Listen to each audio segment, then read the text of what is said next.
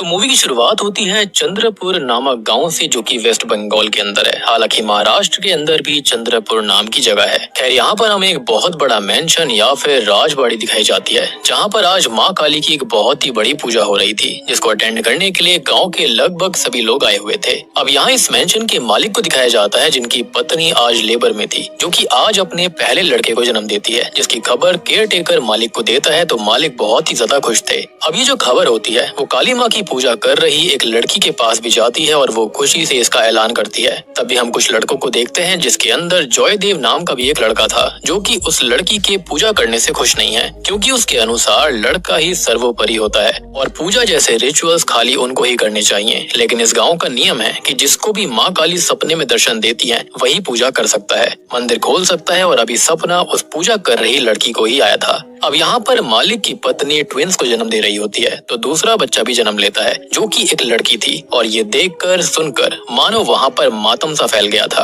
अब मालिक अपनी पत्नी के पास आते हैं और बेटे को तिलक लगाकर उसका नाम शुभांकर रखते हैं और बेटी को उस पूजा करने वाली लड़की को सौंप दिया जाता है, यानी कि ट्विन लड़की को। अब वो पूजा कर रही लड़की उस नई जन्मी बच्ची को घर के पीछे बने हुए खंडर के अंदर एक पेड़ के सामने लेकर आती है और बाकी लोग भी वहाँ पर एकत्रित हो गए थे, जहाँ पर उस लड़की को बलिदान के लिए सैक्रिफाइस प्लेट के ऊपर रख दिया जाता है। फिर सामने हम एक बड़े से भयानक पेड़ को देखते हैं, जिसके सामने प्रार्थना करके उस लड़की को एक अस्त्र से, यानी कि एक खड़क से 2 टुकड़ों में काट कर उसकी बलि दे दी जाती है। अब ये जो हमने देखा वो तो भयानक था ही, लेकिन जब उस बच्ची का खून जमीन में समाता है तो और भी भयानक सच सामने आता है कि यहाँ पर अनगिनत लड़कियों के कंकाल दफन हो रखे हैं। मतलब कि यहाँ बहुत सारी बलि ऑलरेडी दे दी गई है और वो बलि दी गई है उसी पेड़ को। तो उस पेड़ के अंदर जो शक्ति है उसको शांत रखने के लिए, खुश रखने के लिए और अपनी ब्लड लाइन की जान बचाने के लिए।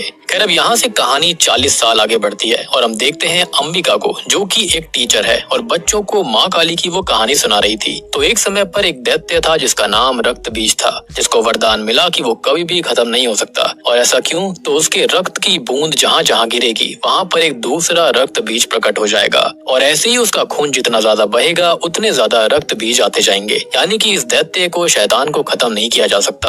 अब इस चीज से सारे देवता गण काफी परेशान थे, क्योंकि कोई भी उसको हरा नहीं पा रहा था और इसी के चलते दैत्य जो होता है वो देवों को खत्म करने में लगा हुआ था। और तब जाकर कुछ देवगण जो होते हैं वो माँ पार्वती से विनती करते हैं कि वो उनकी रक्षा करें। अब माँ पार्वती ये बात जानती थी कि उनका ये सौम्य रूप जो है वो रक्त बीज को हराने के लिए काफी नहीं है, या फिर ये कहें कि ये उनकी लीला थी। तब जाकर वो अपना रौद्र रूप धारण करती हैं और माँ पार्वती से बनती हैं माँ काली, यानी कि महाकाली। वो रक्त बीज से युद्ध करती हैं और उसके रक्त का एक एक कतरा विष की तरह खुद ही ग्रहण कर लेती हैं और इस तरह से रक्त बीज का खात्मा होता है। खैर, अब फिर से अंबिका को दिखाया जाता है, जिसके पति का नाम है शुभांकर, जिसका जन्म हमने शुरुआती सीन में ही देखा था, यानी कि आज से 40 साल पहले। और इन दोनों की एक बेटी है जिसका नाम है श्वेता, जो कि 12 साल की है। अब शुभांकर अपने परिवार और गांव के इन रिचुअल से, मान्यताओं से तंग आकर चंद्रापुर छोड़ चुका था और जब से श्वेता पैदा हुई है वो कभी घर वापस नहीं गया, क्योंकि वहाँ गर्ल चाइल्ड के साथ क्या होता है ये तो हम ऑलरेडी देख चुके हैं। अब उसे ये डर था कि उसके परिवार, राजवाड़ी और गांव का जो श्राप है वो श्वेता का भाग्य और खुशियां ना छीन ले, तो उसने कभी उसे भी चंद्रपुर के बारे में बताया तक नहीं।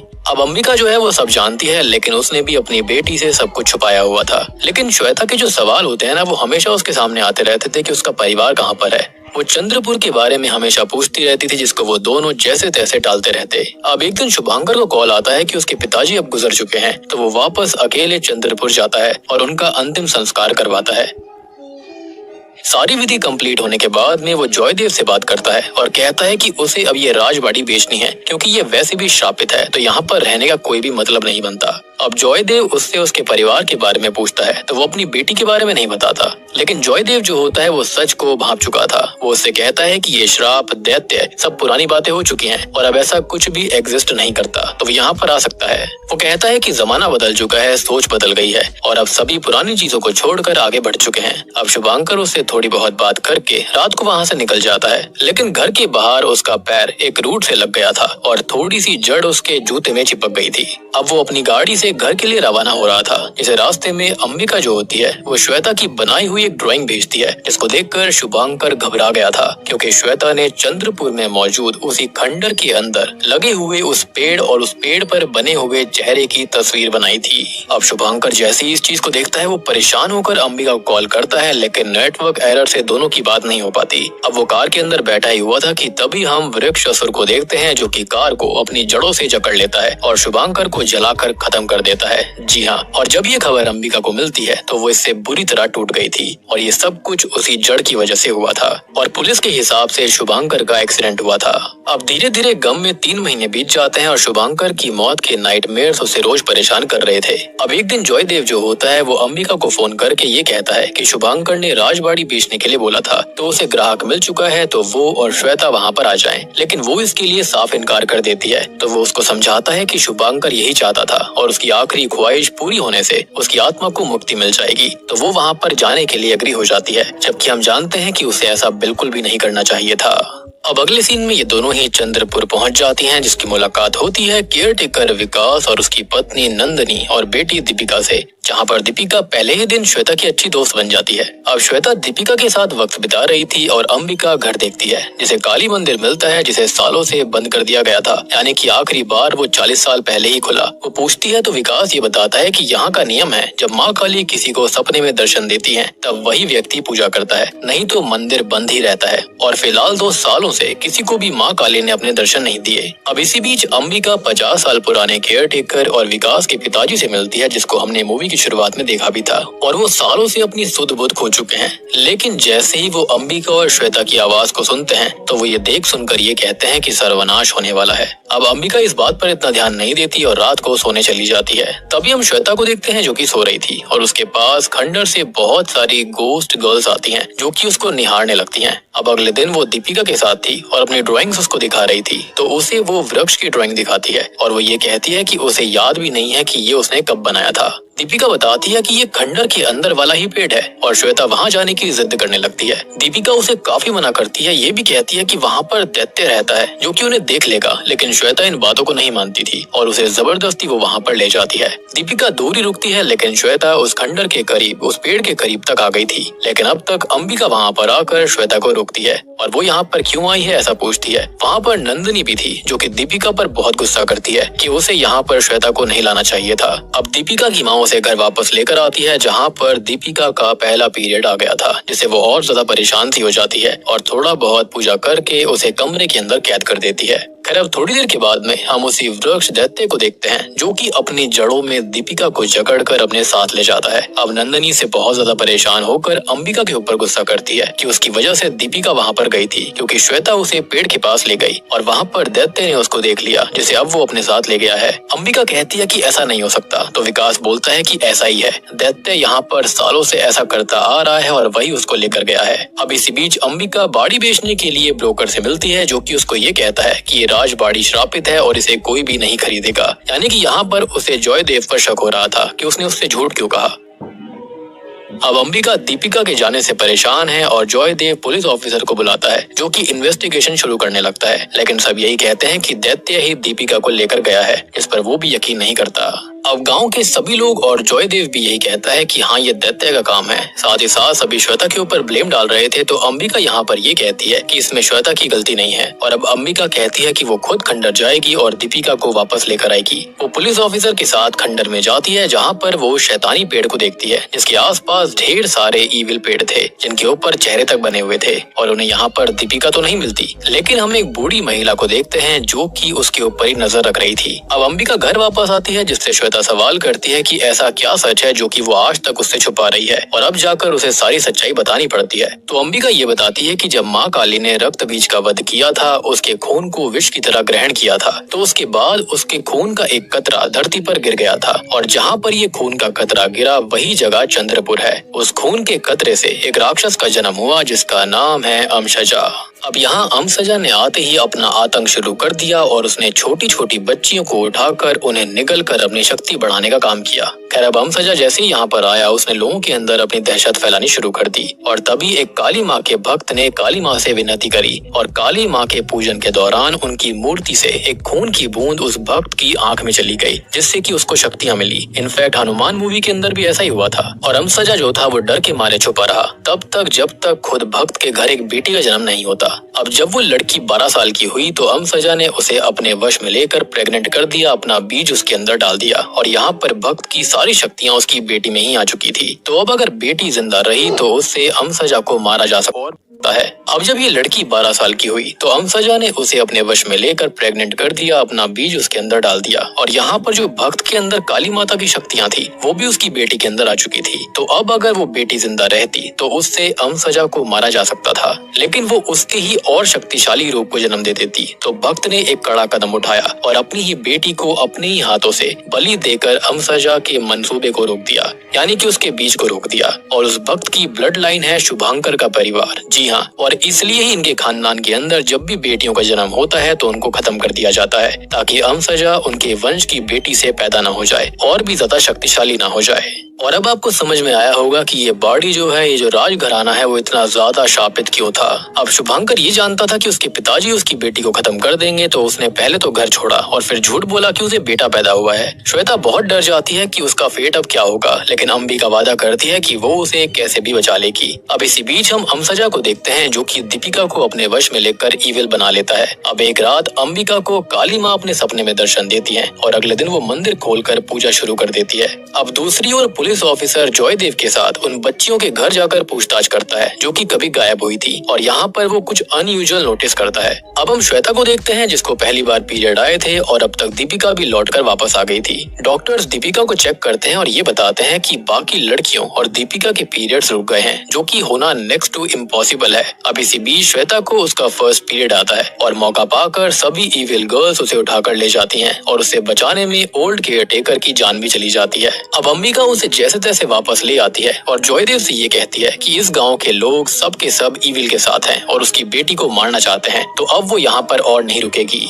अंबिका अब श्वेता को लेके अगले ही दिन वहाँ से निकल जाती है, लेकिन रास्ते में वो इविल गर्ल्स उन पर हमला करके उन्हें घायल कर देती हैं और श्वेता को उठाकर जॉयदेव को सौंप देती हैं, जिसको देखकर अंबिका हिल जाती है। हालांकि वो घायल थी तो बेहोश हो गई थी और जॉयदेव श्वेता को लेकर वहाँ से निकल जाता है। अब अंबिका को होश आता है एक पुरानी कुटिया में, जहाँ पर उसे वही बूढ़ी महिला मिलती है जो कि मूवी की शुरुआत वाली लड़की है जिसे हमने पूजा करते देखा था। जी हाँ, यहाँ पर ये ट्विस्ट काफी अच्छा होता है। अब यहाँ पर पुलिस ऑफिसर को भी काफी कुछ समझ आ चुका था कि जॉयदेव में कुछ तो गड़बड़ है और वो उसे ढूंढता हुआ जंगल आता है और यहाँ पर जॉयदेव उसको मिल भी जाता है, जो कि अपनी इविल स्माइल के साथ पुलिस ऑफिसर को मॉक करते हुए सच बताता है। और दोस्तों, अब यहाँ पर खुलते हैं इस कहानी के असली पत्ते। तो असल में 40 साल पहले वो लड़की जो थी, यानी कि जो पूजा कर रही थी, वो उस बच्ची की बलि नहीं दे रही थी बल्कि उसे बचाना चाहती थी ताकि अमसजा को हटाया जा सके। लेकिन जॉयदेव खुद बच्ची की बलि देता है। जी हाँ, और उस लड़की को असॉल्ट करके मरने के लिए छोड़कर सबसे ये कहता है कि वो एक डायनी है, जिससे कि सभी उस लड़की से दूर हो जाते हैं और तब से ही वो ये सब यहाँ पर छुप कर रही है।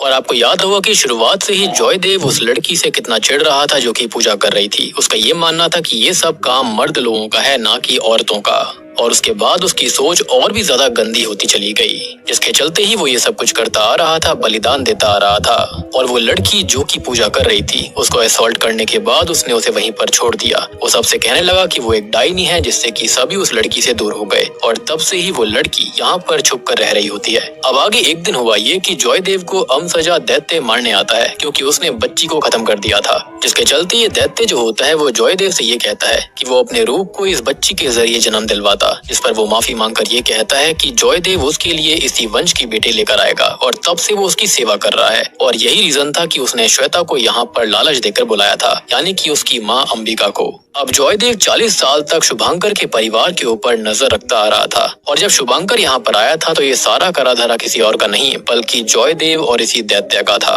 उसने जानबूझकर उसे खत्म करवाया ताकि उसकी बेटी यहाँ पर आ जाए और अब वो यहाँ पर आ चुकी है, तो उसने श्वेता को अमसजा को सौंप दिया ताकि वो उसे प्रेग्नेंट करके अपना बीज उसके अंदर डालकर अपना बचा हुआ काम पूरा कर ले, जिससे कि उसको जन्म मिल जाएगा और उसकी शक्तियाँ वापस आ जाएंगी, जो कि बहुत भयानक होंगी।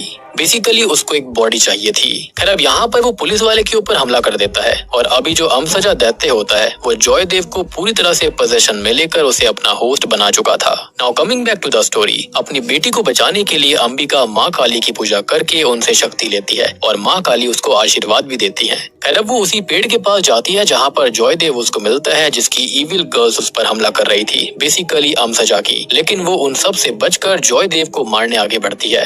यानी कि जो अमसजा था उसने सारी लड़कियों को अपने पोजेशन में ले रखा था, या फिर ये कहें कि उनकी स्पिरिट्स को। लेकिन वो पेड़ों की जड़ों में उसे बांधकर उसका पूरा शरीर तोड़कर यहाँ पर अंबिका को खत्म कर देता है। अब वो श्वेता को प्रेग्नेंट करने की विधि करने लगता है, उसको एक काइंड ऑफ कोकून में बंद कर लेता है। लेकिन इसी बीच होता यह है कि जो अंबिका होती है ना, उसके पास उन बलि दी गई बच्चियों की सोल्स की शक्तियाँ और काली माँ की शक्तियाँ एक्टिवेट हो जाती हैं, जिसकी वजह से वो फिर से जिंदा हो गई थी। और अब वो जॉयदेव से लड़ना शुरू करती है, एक तरह से उसी डीमन से लड़ना शुरू करती है। बेसिकली अब वो माँ काली के खड़क के साथ बहुत बढ़िया लड़ाई करके यहाँ पर उसे कमजोर करके उसी का दिल निकाल लेती है और इससे अमसजा को खत्म कर दिया जाता है। अब इससे सभी लड़कियां जो कि ईविल की चपेट में थी वो बिल्कुल ठीक हो गई थी, यानी कि उनकी सोल्स आजाद हो गई थी। लेकिन शॉकिंगली हम ये देखते हैं कि श्वेता अब प्रेग्नेंट हो चुकी है और अमसजा को खत्म करने अंबिका को उसे ही खत्म करना होगा।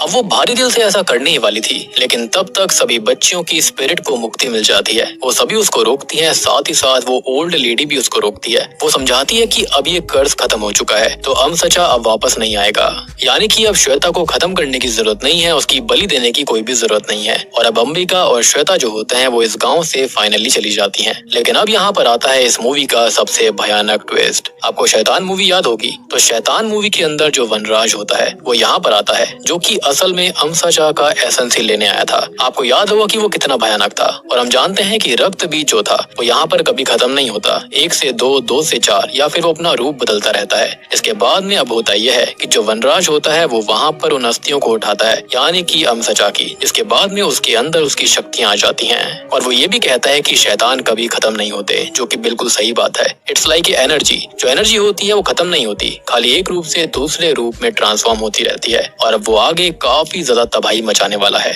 यानी कि यहाँ पर ये जो यूनिवर्स है वो काफी बढ़िया होगा और इसके चलते ही शैतान 2 मूवी भी जरूर आएगी। हो सकता है कि आगे और भी इस तरह की मूवीज आने वाली हैं इस यूनिवर्स के अंदर। यानी कि अंबिका जो होती है उसने अमसजा को खत्म तो कर दिया, लेकिन उसकी शक्तियाँ अब यहाँ वनराज के पास आ गई थी। इसी के साथ में ये मूवी यहीं पर खत्म हो जाती है।